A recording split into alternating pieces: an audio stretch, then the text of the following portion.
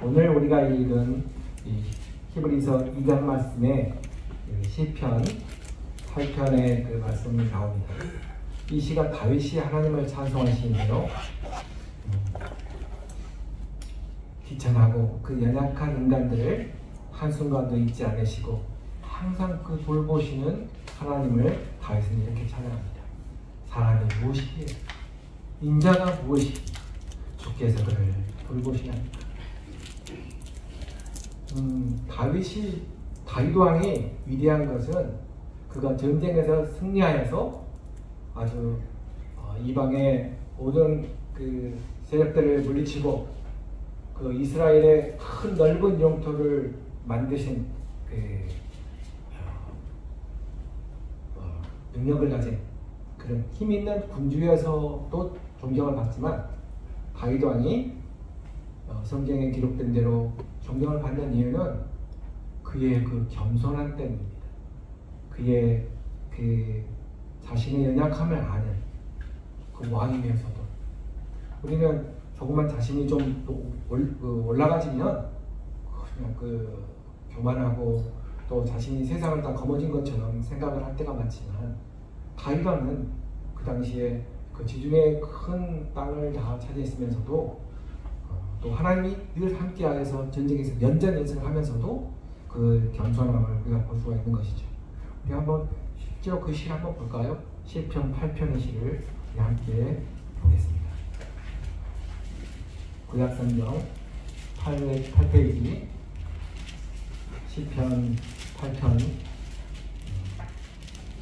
시를 우리 함께 읽겠습니다. 1절부터 9절까지니까 그렇게 길지 않으니까 저와 여러분 한 절씩 교독하겠습니다.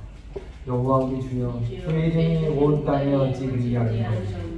주의 영광이 하늘을 덮었나이다.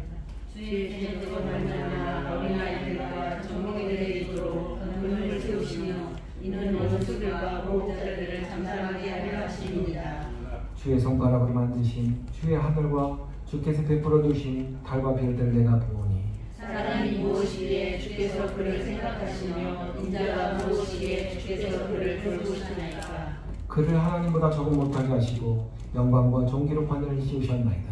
주의 손으로 만드신 것을 다스리게 하시고 만물을 그의 나라에 두셨으니 곧 모든 소와 양과 들짐승이며 공중제사와 바다의 물고기와 바닷가에 다니는 것이니라. 여호와 우리 주여 주의 이름이 온 땅에 어찌 그리 아름다우시오. 아멘. 이처럼 다윗이 우리 사람을 긍휼히 여기시고 우리 사람들을 함께하여 주시는 그 하나님, 그 하늘에 계신 하나님께서 그 먹고 연약한 우리 인간들을 버리지 않으시고 붙들어 주시고 다윗과 그의 군대를 함께하여 주시는 그 하나님을 다윗이 이렇게 찬양하는 것입니다. 사람이 무엇이기에 주께서, 인자가 무엇이기에 주께서 이렇게 우리를 돌보시나이까. 항상 그 다윗이 자신의 위대함을 자랑하지 않고 하나님께서 함께하여 주시는 그 가운데서 자신의 그 연약한 모습을 보고 있었기 때문에 그는 위대하고 또 하나님께서 그를 축복하신 거라고 보고 있습니다. 그런데 이 시에 보니까 5절에 보면 그를 하나님보다 조금 못하게 하시고 영광과 존귀로 관을 씌우셨나이다. 이 말은 우리가 생각하는 우리 사람들로 생각하고 이 시를 읽으면 이해가 좀 와닿지 않는 것이죠.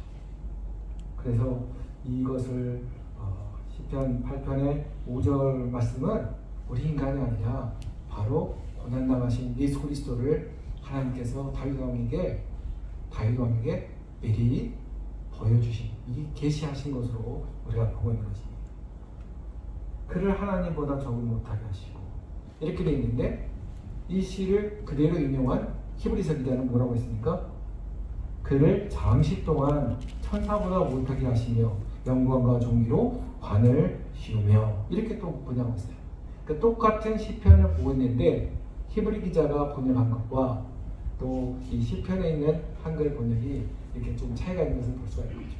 성경은 원본이 없어요.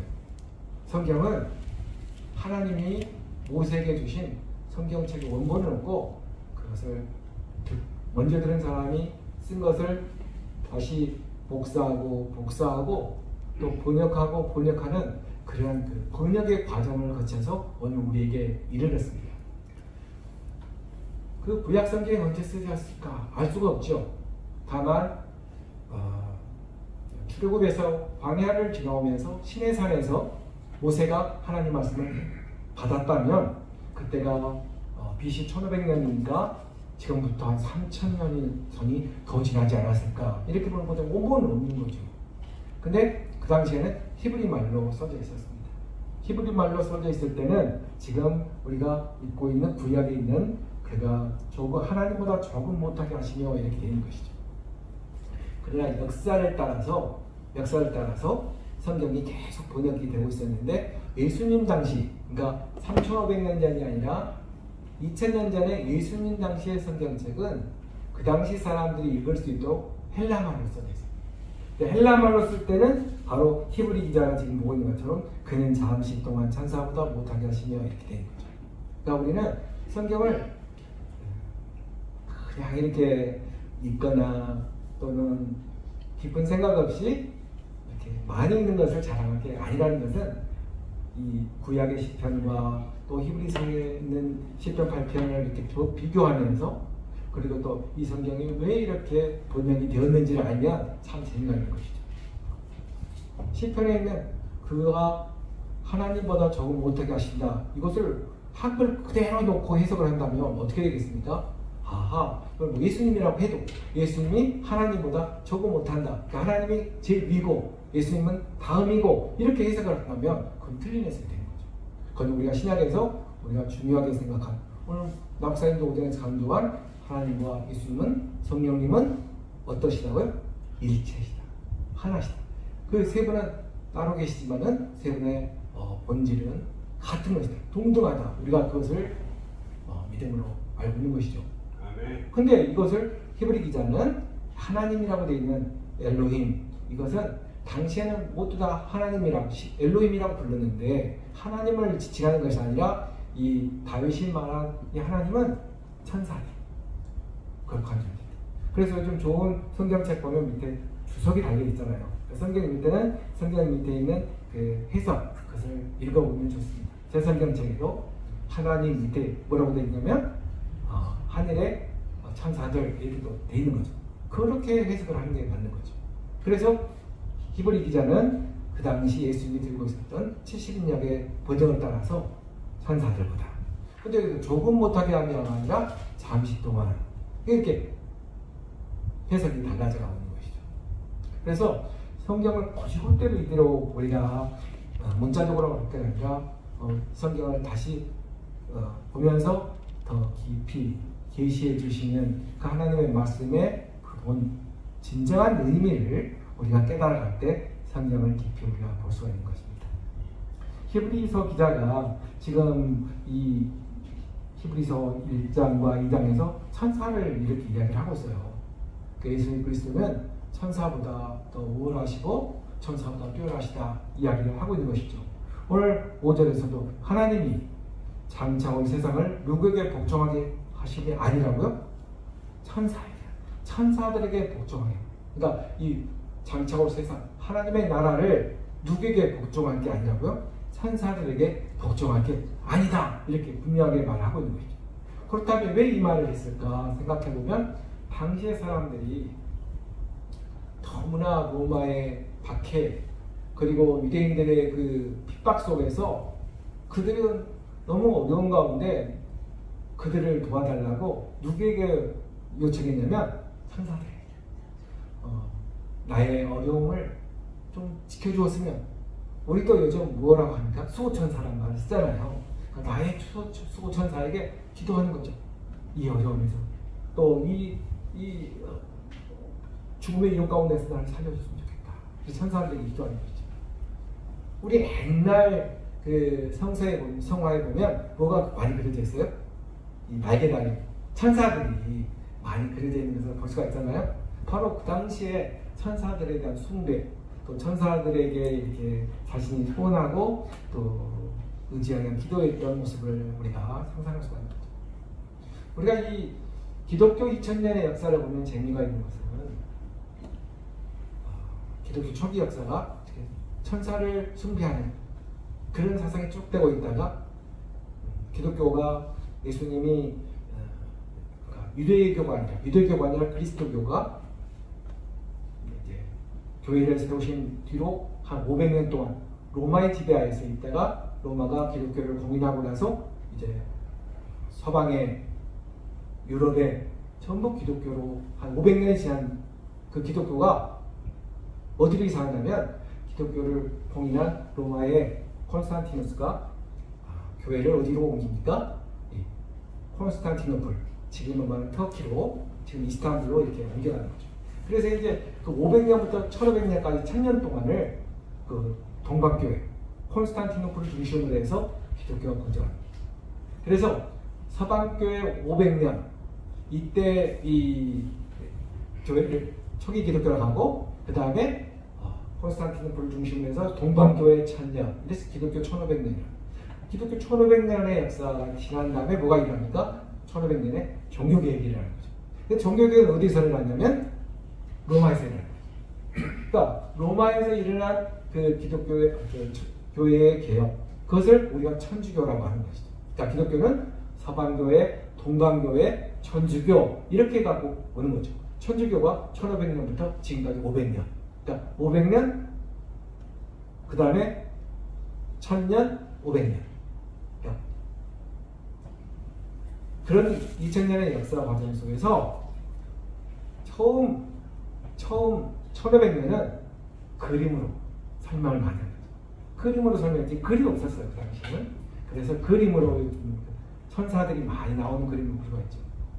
그런데 이제 종교개혁 이후에 뭐가 나왔냐면 이제 성상, 마리아상, 사도 바울상. 그래서 지금 로마에 여행을 하다 보면 뭐가 많아요? 베드로 성당 가면 그냥 무람한 그런 동상 대리석으로 만든 성상들이 많아요. 그래서 우리가 어떤 것을 볼 때 이렇게 막 이렇게 석상이나 이렇게 뭐 이런 걸 상으로 만든 걸 말하면 이 시대가 카톨릭 시대다, 1500년 이후 시대다. 그림이 많다. 그러면 이것은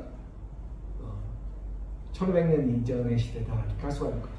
그럼 지금 무슨 시대입니까? 지금은 성화 시대도 아니고 형상 시대도 아니고 지금은 성소 시대죠. 그러나 당시에 그들이 숭배했던 천사도, 그리고 그들이 또 그 앞에서 마리아 앞에서 기도했던 마리아 상도 우리에게 구원의 이 세상을 통치할 통치자가 아닌 것이죠. 그렇다고 해서 이 성서, 이 글자를 우리가 숭배할 필요는 없는 것이죠. 얼마 전에 연동교회를 갔었는데 우리나라 기독교 초기에 아주 이 성경을 이렇게 필사한 대단하더라고요. 필사한 걸 그대로 모아놨는데. 그래서 이 성경을 그렇게 숭배하게 됐는데 우리가 성경을 숭배하는 게 아니라 성경 속에 있는 말씀 속에 있는 그 의미, 말씀 본질을 우리가 이해를 하는 거죠. 저도 잘 모르지만은 하나님께서 왜 성화로, 성상으로, 그다음에 말씀으로, 그리고 요즘에 와서 이런 복음적인, 그러니까 지금 남목사님을 통해서나 요즘 신학교에서 우리가 배우고 있는 그 말씀의 본질, 그런 복음주의에 대한 역사가 오래되지 않았어요. 그러니까 그걸 모르고 지금도 천사를 막 말하는 사람은 없잖아요. 근데 지금도 뭘 말하고 있는 사람이 있습니까? 지금도 성당에 가서 마리아 앞에서 이렇게 기도하고 간다거나, 또 오늘 또 이 성경 말씀에 있는 그대로 이것을 본다거나, 그런 것은 아직까지도 뭐예요? 발전하고 있는 이 계시를 따라가지 못하는 것을 우리가 볼 수가 있는 것이죠. 그러니까 이 시대의 흐름에 따라서 하나님께서 우리에게 비전을 보여주시고 길을 열어주실 때는 거기에 맞춰서 나가야 되는 것입니다. 우리가 성경을 어떻게 읽느냐, 어떻게 해야 좋은 믿음을 갖느냐, 그것은 어떤 자기의 공로를 버리고 오늘 말씀처럼 말씀을 잘 묵상하고 또 말씀을 잘 깨닫고, 그럼 어떻게 잘 깨닫느냐, 그것은 좋은 설교와 또 좋은 연구, 그걸 통해서 우리가 알아갈 수가 있는 것이죠. 천사를 헬라어로 앙겔로스라고 하는데, 이 천사가 영어로 보니까 에인젤이잖아요. 에인젤을 그대로 읽으면 안겔이 됩니다. 안겔. 이런 그 안겔로스가 하나님 나라를 통치할 수 없다. 오늘 5절에서 말씀하고 있는데 누가 통치한다고 했습니까? 2장 8절의 말씀을 한번 읽을까요? 2장 8절 말씀. 2장 8절 시작. 히브리서 2장 8절에 만물을 그 발 아래 복종케 하셨느니라 하였으니 만물로 그에게 복종하게 하셨은즉 복종하지 않는 것이 하나도 없어야 하겠으나 지금 우리가 만물이 아직 그에게 복종하고 있는 것을 보지 못하고 이렇게 히브리 기자가 말하고 있는 걸 보면 만물은 누구 앞에 복종합니까? 부활하신 예수 그리스도에게 만물이 복종하는데 우리가 그것을 지금 보고 있어요? 못하고 있어요? 보지 못하고 있다고 그러죠. 우리가 아직 보지 못하고 있다는 건 뭡니까? 아직까지도 다 완성되지 않는 아직까지도 오전 설교 말씀처럼 이미 구원이 시작되었으나 아직은 완성되지 않는 이미와 아직의 중간을 걷고 있는 구원의 그 과정 속에 있다, 진행 중인 과정 속에 있다 하는 것을 우리가 볼 수가 있는 것이죠. 오늘날 우리가 깊이 알아야 되는 것은 구원은 우리가 이미 얻었지만 우리가 이 구원이 끝났다고 생각하면 기독교는 의미가 없는 것입니다. 오늘날 많은 기독교인들이 잘못하고 있는 것은 구원이 끝났다. 그래서 우리가 전도하면서도 예수 믿고 구원 받으세요. 이 말이 굉장히 간단한 말인데 그 말은 간단한 말이야. 구원은 아직 끝나지 않았다. 그러니까 우리 그리스도인들로서 바른 신앙을 하려면 지금 8절 말씀처럼 이 히브리서를 읽는 그 당시 고통받는 사람들에게 주신 말씀은 아직까지 만물이 바로 예수 그리스도에게 복종하고 있는 것을 우리가 보지 못한다. 그것을 우리가 시대를 살아가고 있는 거죠. 그러니까 우리가 이 종말의 시간을 살아가고 있는데 우리가 심판은 시작됐는데 그 심판이 아직 끝나지 않았다. 그래서 사도 바울이 심판이 끝나지 않은 이유가 무엇인가? 그 이유가 무엇입니까? 하나님의 긍휼하십니다. 하나님의 한 영혼이라도 구원하기 위해서 아직까지 모든 자를 심판하지 않으시고 하나님께서 길이 참으시는 이유는 하나님의 긍휼하십니다. 그게 바로 기독교의 본질이고 오늘날 우리가 믿는 기독교의 핵심이라 할 수가 있는 것입니다. 그래서 오늘날 우리가 신앙생활을 나는 구원받았다 해가지고 자신이 신앙생활을 진지하게 또 그 고난 속에 참여하는 것을 남의 일처럼 생각한다면 그건 자기가 생각하는 기독교인 거죠. 자기가 생각, 자기 머릿속으로 그냥 진정한 기독교는 어디에 있다고요? 말씀 속에 있어요. 이 말씀의 의미를 제대로 깨닫지 못하고 우리가 어느 신앙에 머무르고 있냐면 그냥 주일학교 신앙에 머무르고 있는 경우가 많아요. 그냥 말씀을 보면 신앙은 아직까지도 끝나지 않은 고난 속에 우리를 두신 이유가 무엇일까? 그것을 우리가 보는 것이죠. 그렇다고 해서 이 고난이 끝이 없냐고요? 아닙니다. 마지막 심판의 그날에는 이제 사탄의 역사가 끝나고 만물이 바로 부활하신 심판의 주로 오신 예수 그리스도께 복종하는 날이 반드시 이룰 줄 믿습니다. 아멘. 우리는 그 길을 걸어가는 것입니다. 오늘 이 히브리서 2장에서 하나님께서 예수 그리스도를 천사보다 조금 못하게 하신 이유를 설명합니다. 조금 못하게 하신 그 이유가 뭡니까? 바로 성경 말씀 11절의 말씀입니다. 시작. 거룩하게 하시는 이유와 거룩하게 함을 이룬 자들이 다 한 근원에서 나니라. 그러므로 혼자가 보시기를 부끄러워하지 아니하시고. 그러니까 거룩하게 하신 이가 누굽니까? 하나님이십니다. 거룩하게 함을 입은 자들이 누굽니까?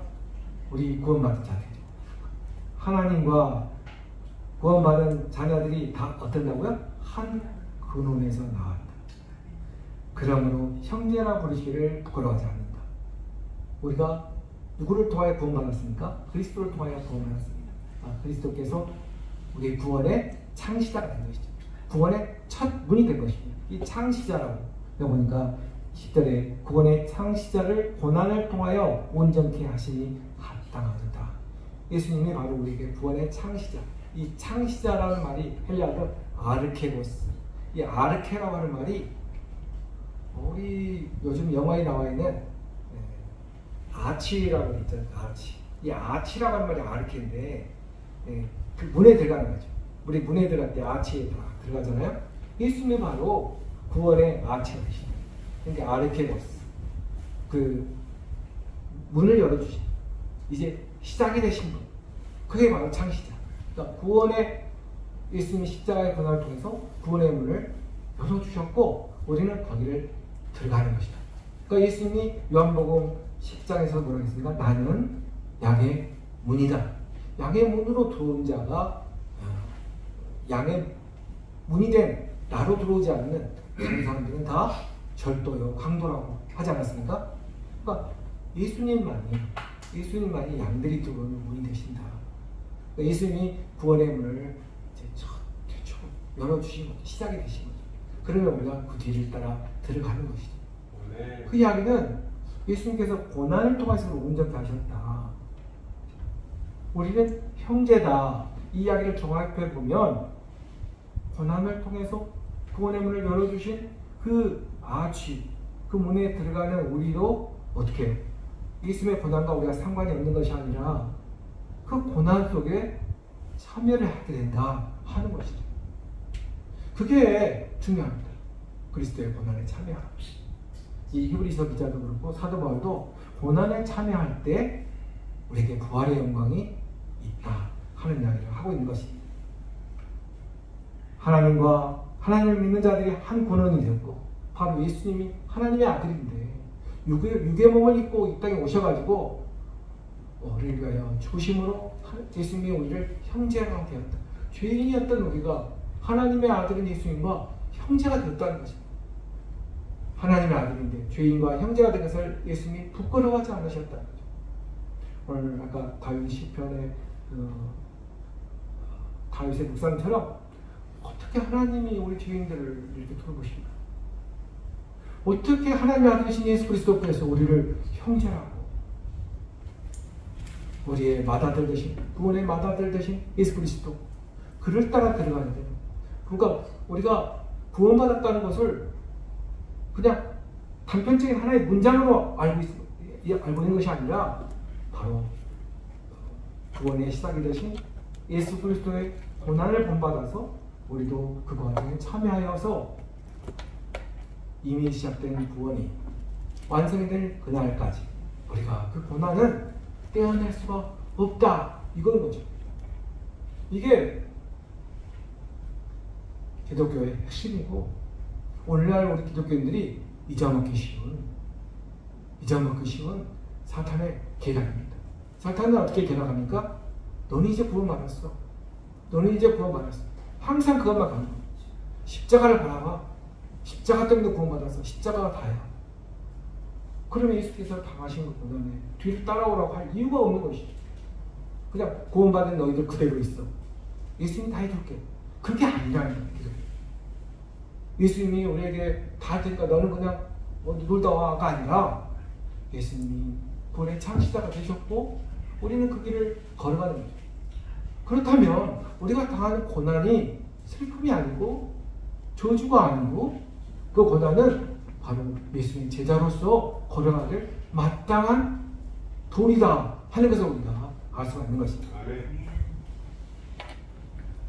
예수님께서 그렇게 천사보다 잠시 동안 못하게 된 이유가 뭡니까? 14절의 말씀을 한번 읽어보겠습니다.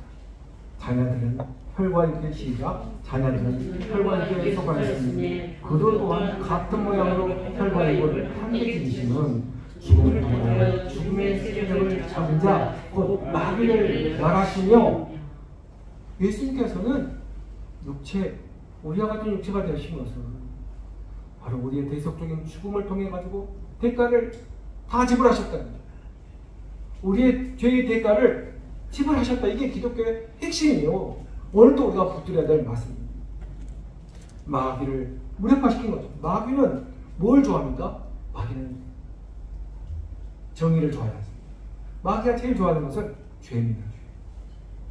죄를 좋아하는데 그 죄를 다 감당하시기 때문에 죄가 없으니 마귀가 사망이라는 화살을 누구에게 쏴야 됩니다. 죄를 향하여 화살을 쏴야 되는데 죄가 없으니 사망을 쏠 수가 없는 거죠. 우리 고린도전서 15장인가요? 고린도전서 15장에 예수님께서 사망을 삼키고 승리하셨는데 사망아 너의 승리가 어디 있느냐? 사망아 내가 쏘는 것이 어디 있느냐?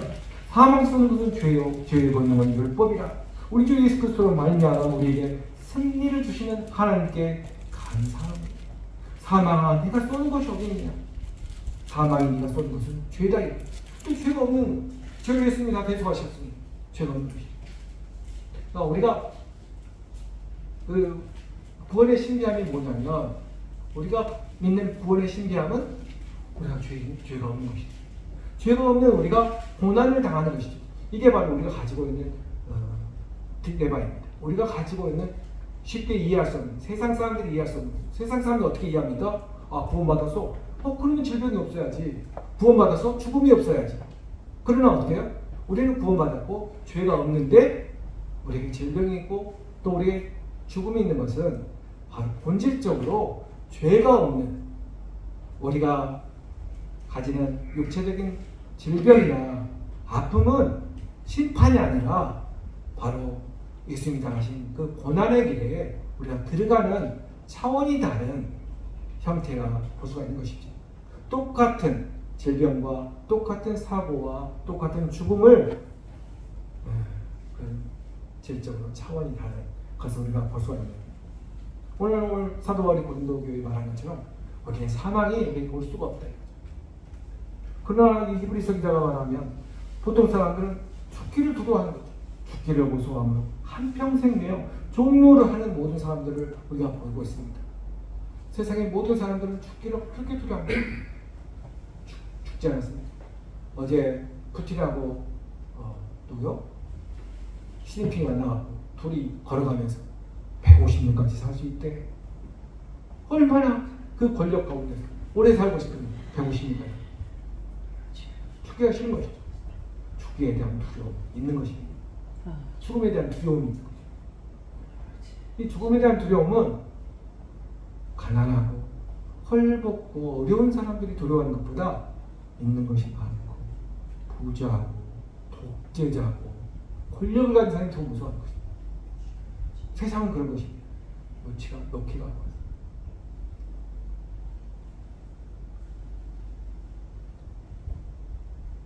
사망에 매여 있는 거죠. 평생 동안 매여 있는 것이죠. 그러나 오늘 예수님께서 그 마귀를 어떻게 하셨다고요? 마귀를 멸망시키셨다고 하셨습니다. 평생토록 종의 종로를 하였을 우리를 해방시키셔서 예수께서 누구에게로? 구원의 문이 되셔서 하나님께로 한 형제가 되고 한 가족이 되도록 인도하셨다는 것입니다. 그러니까 예수님은 우리에게 하나님으로 우리를 데려갈 수 있는 영원한 대제사장이 되신 것입니다. 이게 성경의 말씀이요 또 우리가 그것을 믿고 살아가는 것이죠. 우리가 믿는 우리 그리스도인들이 아직도 우리가 죽음에 대하여 세상 사람들처럼 판단한다면 잘못된 믿음입니다. 내가 왜 예수 믿는데 아프고 암에 걸렸지? 내가 뭘 잘못했지? 그것이 바로 유대인들의 생각이요 믿지 않는 자들의 생각인 것이죠. 누구나 시간의 차이만 있을 뿐 세상 사람들 3분의 1은 암에 걸릴 것이고 많은 사람들은 데이터를 보면 75세 이상은 절반이 이 세상에 없습니다. 막 장례식장 갔더니 90세까지 사니까 다 90세까지 살 것 같다고 생각하십니까? 아니요. 통계는 있습니다. 통계는 75세 2명 중에 1명만 살아있는 것을 볼 때 죽음은 누구에게나 오는 것이고 질병은 누구에게나 오는 것입니다. 그러면 우리가 어떻게 살아야 됩니까?